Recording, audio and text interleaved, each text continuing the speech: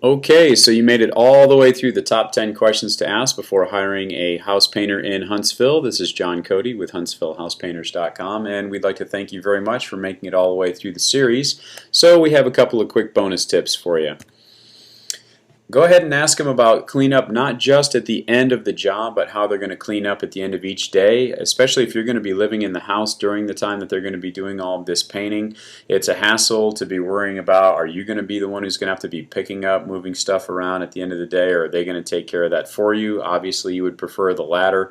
It's just a lot easier to work with someone who's going to respect you and your home and your family while they're working there, so I would go ahead and ask them that up front. It's part of the hiring process. And then if it's a big job, normally we recommend getting 2 or 3 quotes. If you have the time, I'd get 4 or 5 or even 6 quotes, and then go ahead and throw out the cheapest and most expensive proposals because they're probably going to be wrong anyway. The cheapest will have underestimated and is almost guaranteed going to come back and say, well, it took longer than I thought, and is going to try and get more money out of you.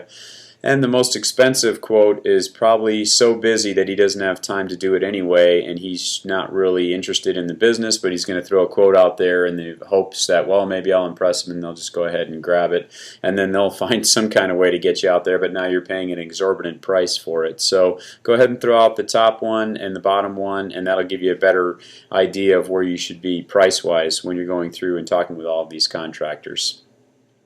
So that's the end of the top 10 questions to ask before hiring a house painter in Huntsville. We thank you very much for taking the time to watch your series, or this series. And if you haven't already seen it, we do have the top 5 questions to ask your painting contractor's references, also available for those of you who signed up. If you haven't already seen it, you can go to HuntsvilleHousePainters.com, enter your email, and get free access to that video. Thanks again very much, and we'll see you out on the web.